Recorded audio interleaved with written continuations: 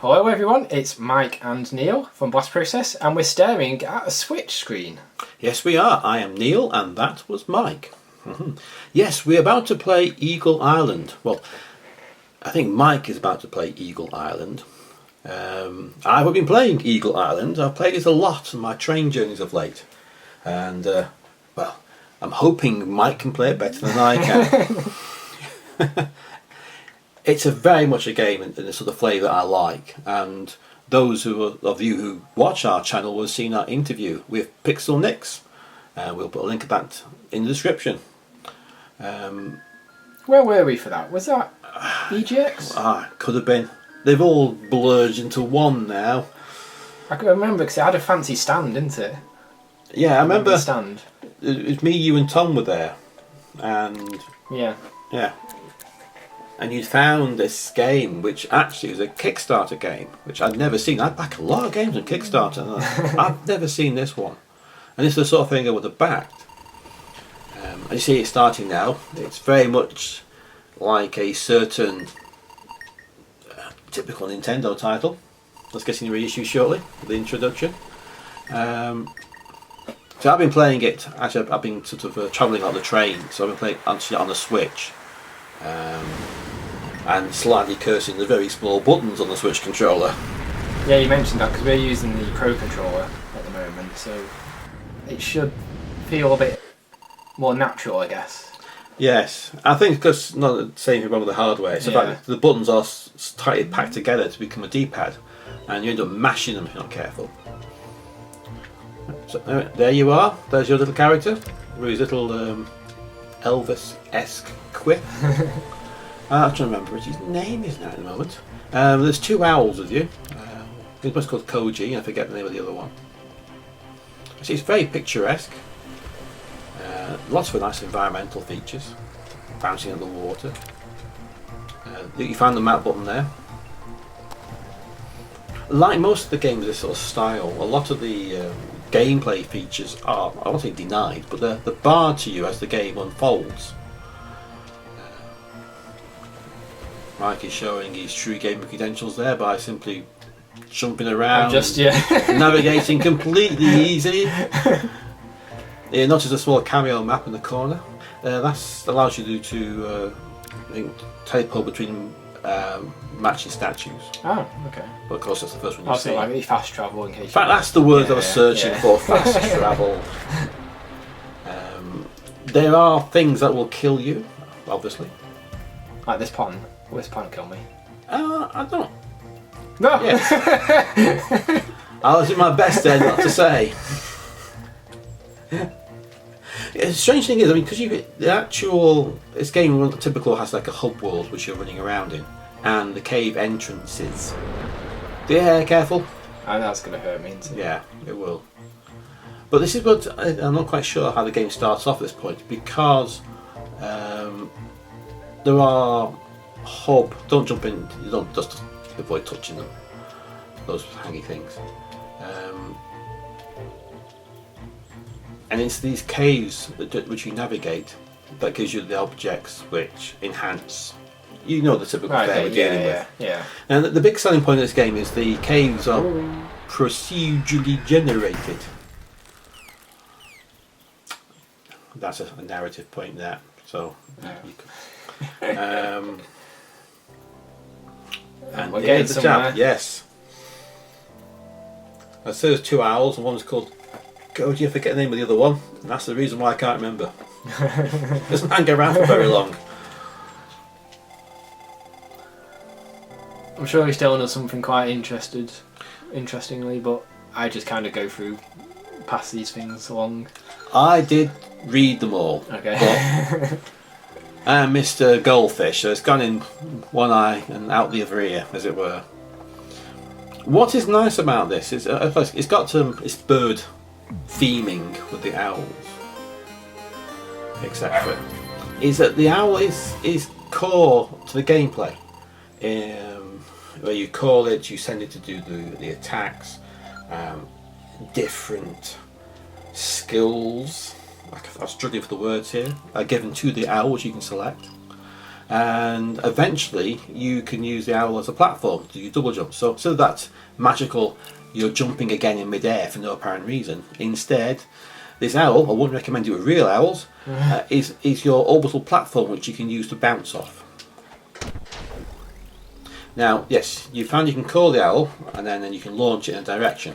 So you're using the other stick to give you an angle. Yeah. So that on the actual Switch controllers can also be I find to be problematic, especially on diagonals, because you haven't got a proper D-pad. Okay, yeah. And I wasn't too keen on using the small stick. But you're doing well. Yeah. The levels of this can be procedurally generated. However, there is a version of the game where you get the same levels each time. I think I'm right in saying Is that like a different game mode then? Yes. Right. You choose at the start how you want to play it. Right. But I think you just simply hit start and off you went. Yeah. It means that when you play into a cave, you will get the same cave arrangement. Right, okay. Now, which does mean that if you can obviously learn the cave, learn what treasures are in each particular chest, to choose which ones to open. Because some chests are free to open, but the majority I've found require you to it's either gold or silver. Right. Those little numbers at the top, so it's a gold blob and a 0 and a silver blob and a 0. I'm going to take it they're gold and silver. And you'd have to hand that over in order to access the chest contents. Okay. And those chests might give you bonuses which changes the way you play the game or alters the stats. I've just noticed you only get 1 life. Yes, but you don't get killed You off just in the go game. back But to the start of that screen. Yeah, to the Okay, cave yeah. entrance, yes. Okay. At the moment you're in a cave. Are you in a cave? I think you went through the doorway, didn't you? Yeah. Yes, you're in one of the Yeah, caves. I went down. Yeah. So eventually you can come out of this and explore the rest of the main island map and try and find other caves. But obviously as you progress, you gain things that allow you to explore the island better. Right. Hope that makes sense. It's a funny thing when you've been playing it for a period of time and now you're going back again. Your muscle memory, as it were, takes over and you know what you're doing. But now you're watching someone else play about it, you're thinking, I don't know, whereabouts are we now? Yeah. Yes. I thought you already hit them once. So we're back to where we were before, but obviously I would have opened things. Now that's, yes. Yeah. Now that's one of the caves we're looking for. Right. Pay attention, Neil. Watch the screen. There we go. Greenwood Glade. First run. Because the other thing about this game is the idea is you can do timed runs. Now you see about the number of lives. Yeah. You have got a health heart, and it is segmented, and you can get more hearts. Which, though you may open up the ability to have more hearts, you still got to fill them in. Right. Okay. Yeah. Yeah, they're sort of poisonous. Without used to seeing mushrooms that are good for you. Yes, it's a bit strange in the Nintendo side to have an evil mushroom, isn't At it? first I was tempted to jump on the first mushroom I saw, but then I thought, No. no. Now the funny thing is, obviously the range of the owl can be adjusted later on, but you get the right bonuses. Oh, is that like an ability upgrade? Yes.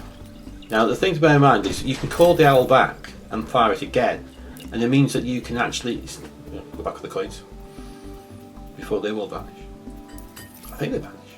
I've always picked myself quickly. I've never noticed if they did vanish or not. But it means you can chain attacks, Right. and you can stay airborne as long as you're killing things. I like how these little bits of grass move. There's an awful lot of really nice atmospherics in it. And it's something that you wouldn't notice it. Yeah, and there's lots like say small But creatures when like you that. do, it makes it worthwhile. I'm pointing at the screen there, which is great for people who are not in the room with us. But say there's a little, I think it's a crab. That's safe. You Oh, go yeah. over there, and there was an object you could pick up. See little bits of water, Yeah. and there's little rabbits and all sorts of animated features, which brings the game alive. Now, and of course, you've got the. I'm pointing at the screen. There's a map in the top right, and you can call the map up. Yeah, but it's Y. I'm going to say it's Y. That's one of the few buttons I can remember the actual letter for. How are you finding it being played on the on the TV instead of on the Switch itself? Because you've been playing in handheld mode. Yes, So this is the first time you've seen it on the screen, is it? Yes, I have to confess, so my Switch audio gets played in handheld mode. I've got a massive TV, but the consequence is nowhere to put a docking station next to it. So, and also I've been playing this whilst I've been commuting on the train. I'm not saying commuting, but at least they're doing some quite. Oh, got a chest. Yeah, big journey time. So I've been playing this thing. Visually, obviously, it takes on a slightly much more retro feel because obviously the resolutions are kind of the same as it's in handheld mode.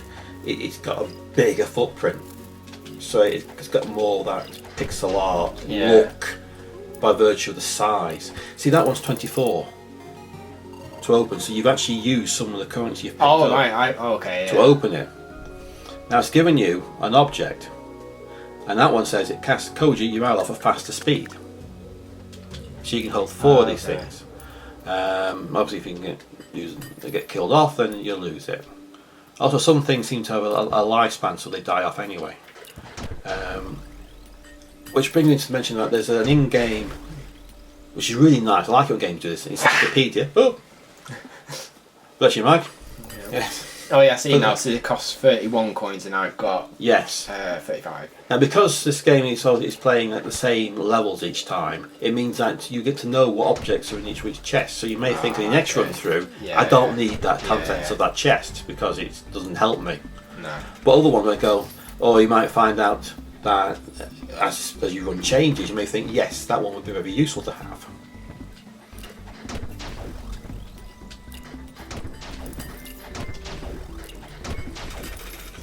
So you got times 3 there for doing 3 things in the row. And when you get traders, that's what's popping up now.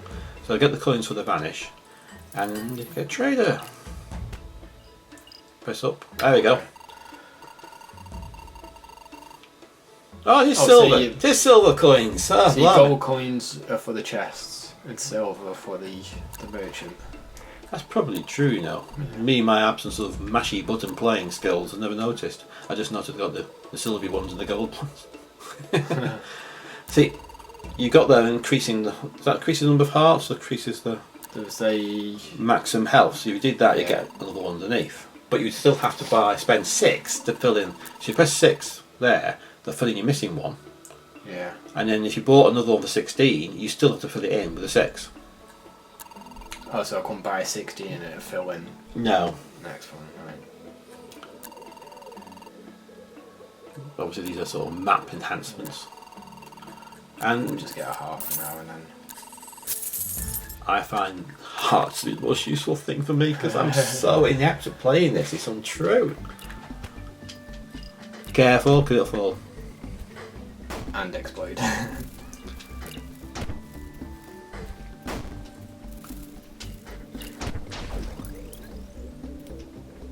Oh, they regenerate. Those do, yes. Yeah. But you notice there's a multiple bonus for killing more things consecutively. And as you're doing that, you don't fall.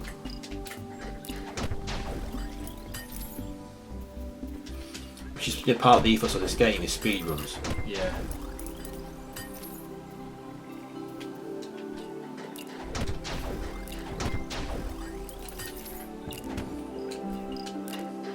Get a diagonal there.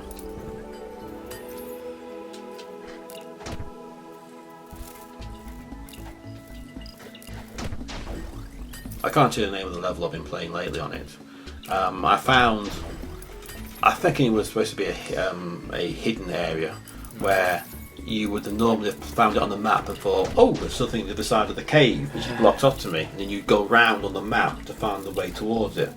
But I found the secret way to it first. Oh. So I've been there trying to sort of complete it, and I've been able to attempt 18, and I've got progressively further into it, but it's proving somewhat challenging. Ah, there you go. You can hit it twice instead of waiting for it to drop to pull up.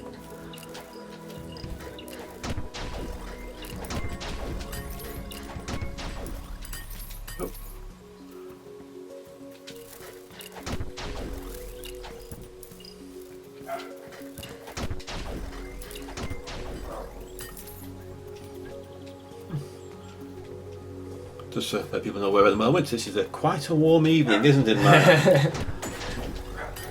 People realise that the efforts we're going to here, 'cause we're currently perspiring quite a lot. Oh, some new enemies. Yes, and slightly different, shall we say, methods of attack required. More than one hit.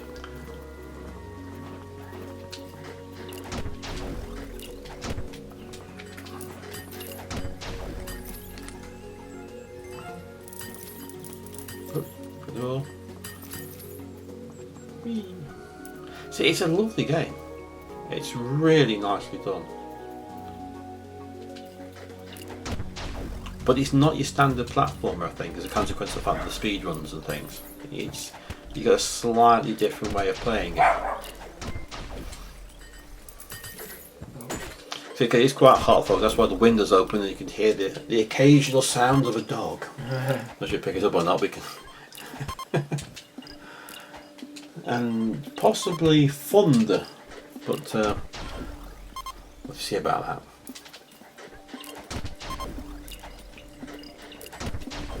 So how are you finding it to play then? It's straightforward.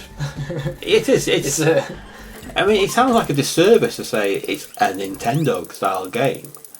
Once the save symbol is a 3.5 inch diskette that flaps up. I like it, to be fair. It's it was like really I said, nice. That was pretty much my first time playing it. You know, really, and just picked it up and played it. Yeah. I mean, it does things as you would expect them to be done. And the level of detail, it will tell you exactly how you've been killed. Keeps full records. I mean, Grand Theft Auto does that. Yeah. It does the same feature here. All the information about who's killed you, how long, how many times. There's an encyclopedia for every token you pick up, because there's loads of those. There's loads of them. Every monster gets a little biography. You know, well, practically, and its name. You know, they're all there detailed. And as for the actual options, they're incredibly extensive. Everything's customizable. You know, as you would hope. Okay. Yeah. But you could change the level of the look. You can put things that have outlines if you've got sort of difficulties distinguishing moving objects from whatever condition you may be suffering from. It's got a variety of features built in. And also there's some fun retro features, which is all the rage now. Don't you have a CRT mode and all that sort of visual gumph is there. It's a very rounded package, you know, because some games just give you the game and that's it. Yeah. But this is a bit more, definitely more to it, and there's almost like the way the information for here's on the side there. I'm pointing at the screen, and what you can see. It's almost like it's hieroglyphics. It's very nice. You picked up the thing there which shows you can change your owl type, but you got to unlock that particular owl type by playing the game. So that's why you got the red one. There are names for all these things, and there's lore built into it, as you would expect. But sort of being a typical Mashy gameplay, you know, which is jump, which is fire, and then after that we just go for it. Okay, so this is Eagle Island from Pixelnicks, available on, well, it's definitely on Switch because we're playing on the Switch, and I think it's on PC as well. And I'm sure what the format's bound to be out somewhere. We'll put full links and stuff in the description that nobody ever reads. Yeah. So please like, subscribe. That's what they usually say, isn't it? Really? Something like that. Yeah. We're very bad at saying things like that. Yeah. We just want people to enjoy themselves.